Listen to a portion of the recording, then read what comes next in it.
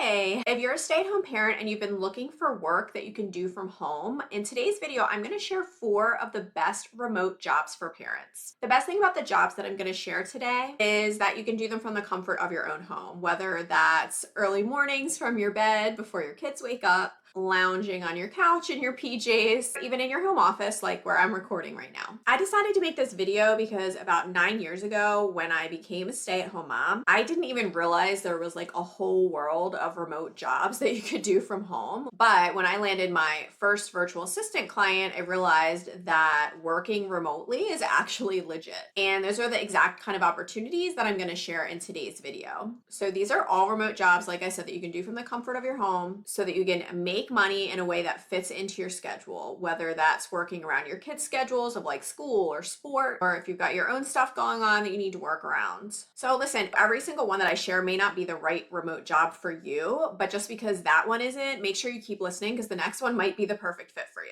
Okay, so let's get started. Okay, so remember back in elementary school when the teacher would ask someone to raise their hand to read a passage from a book? Well, I was the kid with like 2 hands up when they were asking that. And if you're like me, or you're someone who always has people telling them like what a great voice you have to listen to, or what a great storyteller you are, or how animated you are, you might be a fit for this first job, which is voice acting. So if you've ever listened to an audiobook on something like Audible, voice actors are the people that are actually narrating the book for you.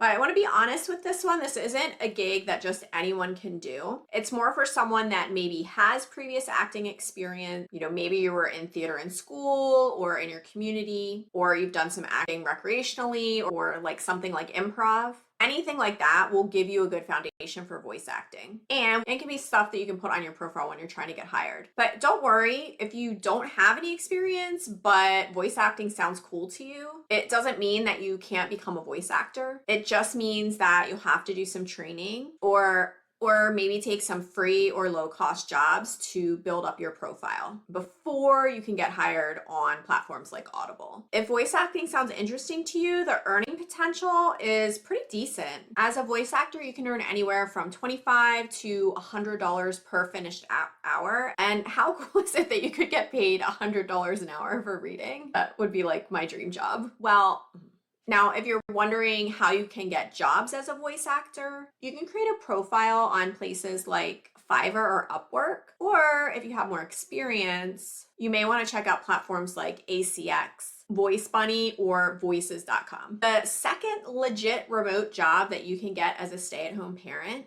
is reselling books on Amazon using their buy and used feature.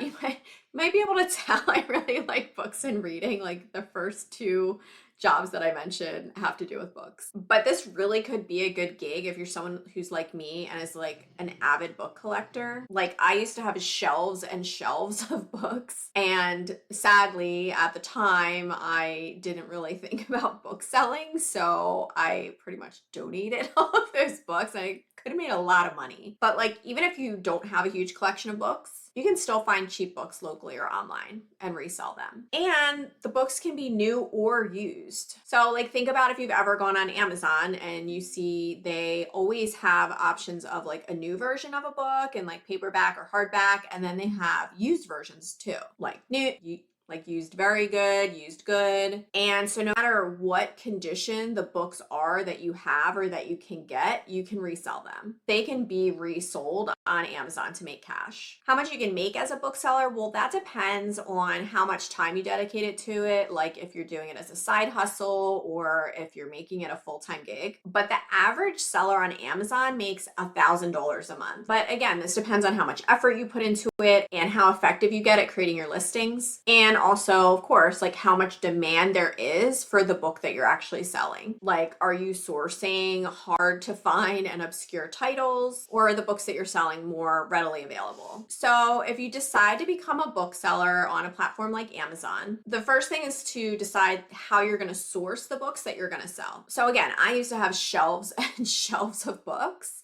So I very easily and conveniently could have just sold those through a platform like Amazon. But like, I'm a huge thrifter. You can also find really cheap books at thrift stores. You can find them at flea markets, at estate sales, or you can even find them at auctions. But wherever you get them from, you want to make sure they're at least in usable condition. And you also want to make sure that you're honest about the condition of the books, because you don't want to mislead someone into buying a book that is in a lesser condition than what you say in the listings. It's going to hurt your reputation.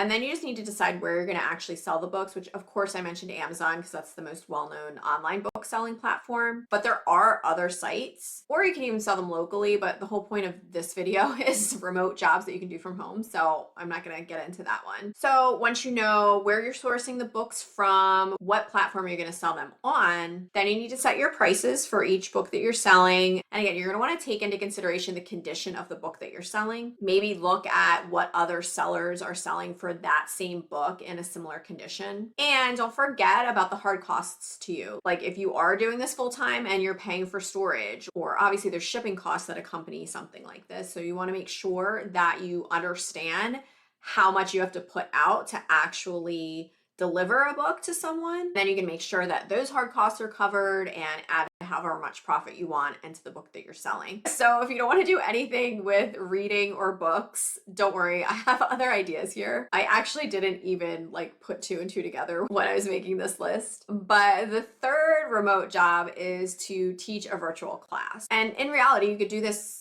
locally too as an in-person workshop. But for this video, again, I just want to stick to remote jobs because I have 4 kids and I know all of the running around that you already have to do when you have kids.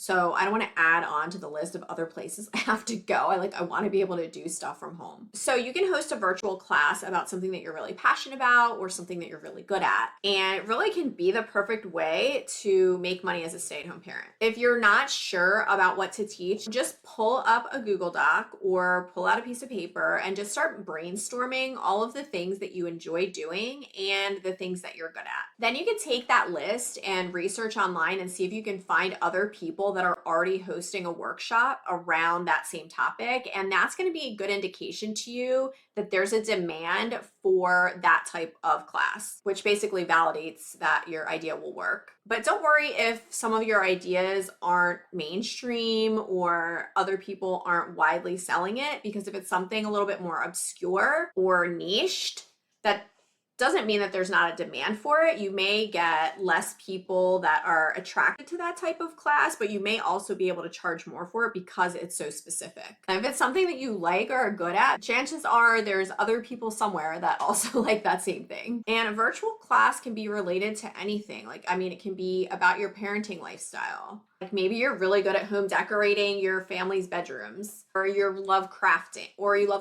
or you're really into experimenting with cooking or baking, or maybe you're awesome at organizing your family's finances or budgeting or couponing. These are all things that there may be other parents that aren't good at them, and the skills that you have to teach can help save them time or money, or just make their life more convenient. Or you can even tap into previous work experience. So before you were a stay-at-home parent, whatever job you worked in, maybe there was something you really excelled at.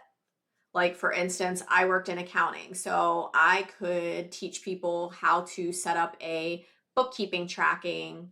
I could teach someone how to do a monthly bank reconciliation or track their business expenses or create a budgeting spreadsheet. Then once you pick whatever topic you want to host your virtual class on, you just have to figure out how you're going to get the word out about it. So for instance, I have an acquaintance who I went to high school with who hosts a yoga class in the park. Now, obviously that's in person, but people very definitely host online yoga classes and they can be accessible to everybody. That would also be awesome for other parents who have kids at home and that don't go to school yet, because they can still work out at home without having to get a babysitter or put their kid in the gym daycare. But anyway, this person, she does her yoga class in the park and she posts on her social media to her friends and family. And she also sets up events on platforms like Eventbrite and other meetup sites. And she's honestly really the only person I've seen in my local area that does yoga in the park. So although yoga is like a really popular thing, you may have an idea that's really popular, but maybe you have something different about the way that you do it or where you host it or something like that.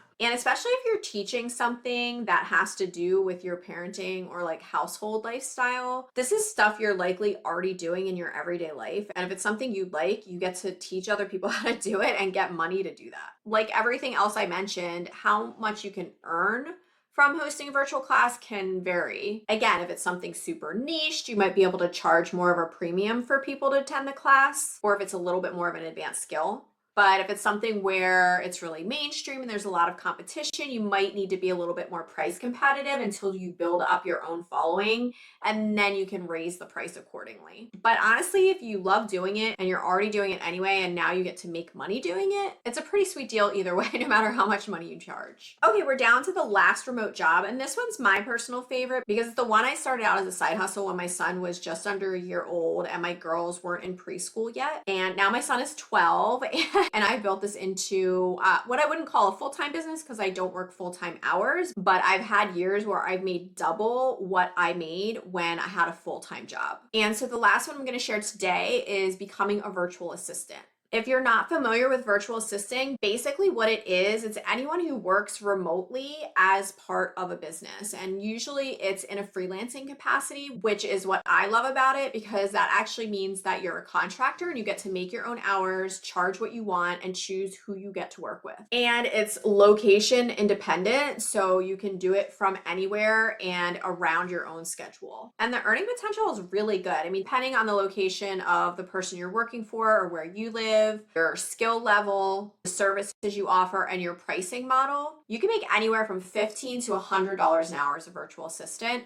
I landed my first virtual assistant gig, and the first person that hired me, I charged $15 an hour. And within the first couple of months, I really wowed her with my work ethic, and she doubled my hourly rate without me even approaching her about an increase. And then from there, I landed more virtual assistant clients. And as I learned more niched and advanced skills, I was able to charge upwards of $50, $60, $75 an hour. And now I charge a retainer model. So there's some months where I make over $100 an hour, and I've even made up to $200 an hour. Again, depending on what type of service I'm supplying. Now, to get started as a virtual assistant, you're going to want to figure out what services that you can offer, how much you want to charge for them. And just like these other jobs that I mentioned, you're going to have to figure out where to share what you're doing so that people can hire you. Virtual assisting is great because you can incorporate skills from when you were in the workforce. And so if you're someone who has skills from being in the workforce, virtual assisting is something you can very easily transition into. And I actually have a services and pricing guide in the description below this video that takes you through an exact process to figure out